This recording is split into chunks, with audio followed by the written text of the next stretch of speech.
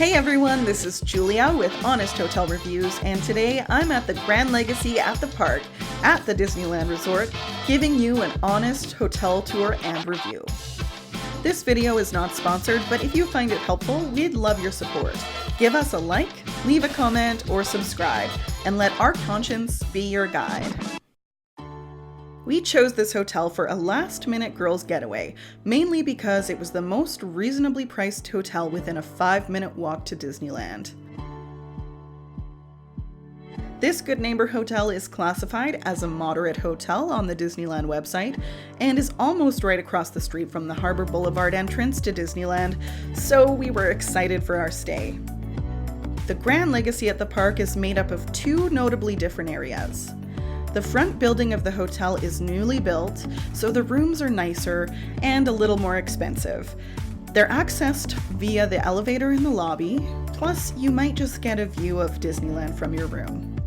This building also boasts a rooftop restaurant called The Fifth, which has great food, drinks, and a view of the park. After 10 p.m., this restaurant becomes a popular venue for live bands and DJs to perform.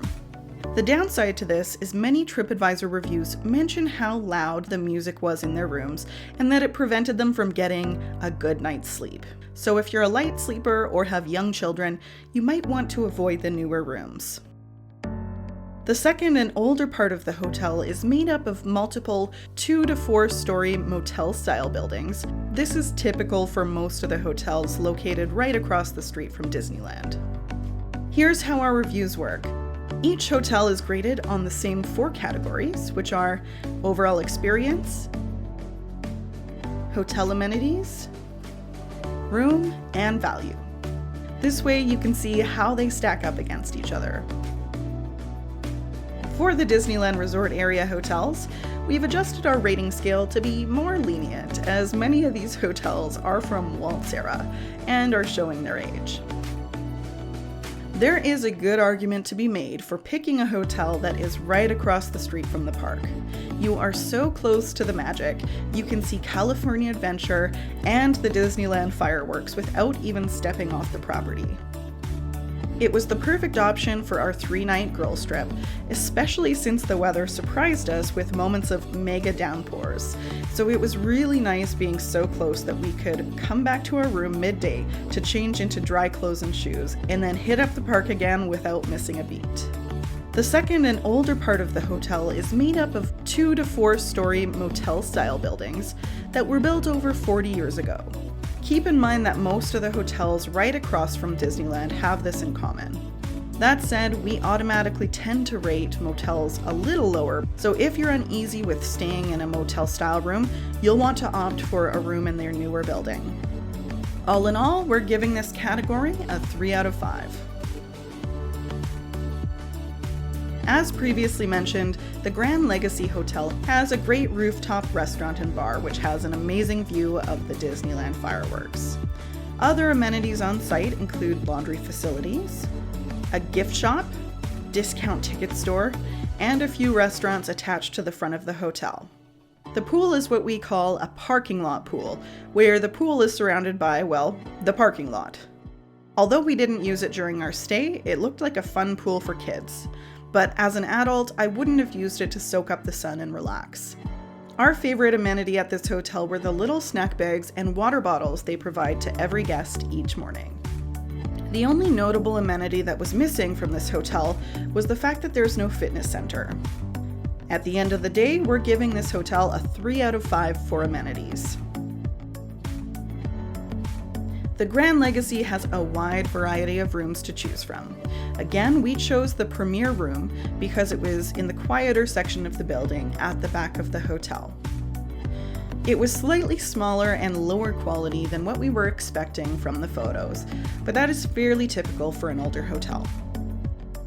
They've obviously made some upgrades to the room, namely the furnishings and the shower and sink area.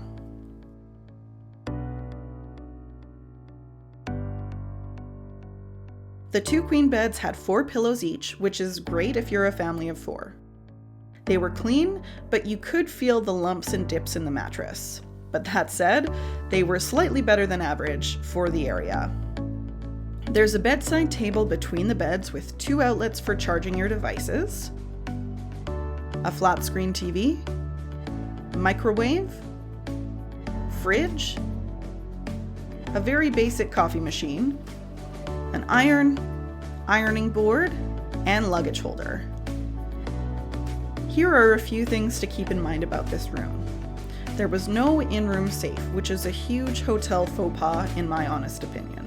As it is a motel-style room, the sinks and mirrors sit outside of the bathroom area, and the hotel windows look out to the guest walkway, the parking lot, and pool area.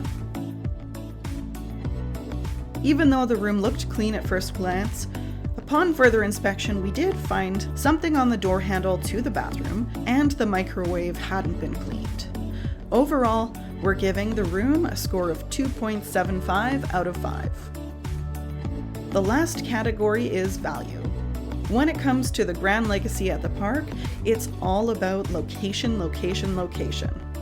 This hotel is one of the closest hotels to Disneyland Park, technically even closer than the Disneyland Hotel itself. If your main concern is finding a room that is super close to the park and only a place to crash at the end of the night, this hotel will suit your needs just fine. That said, we have seen some of our favorite hotels that are maybe only an additional 5-minute walk from the park at almost half the price of this hotel. Some other things to keep in mind are this hotel charges a $17 parking fee per night. If you're staying in one of their suites and you have a second car to park, that will run you an additional $25 per night. That said, if you've paid for parking, the hotel offers complimentary valet service. All in all, we're giving them a 2.5 out of 5 for value.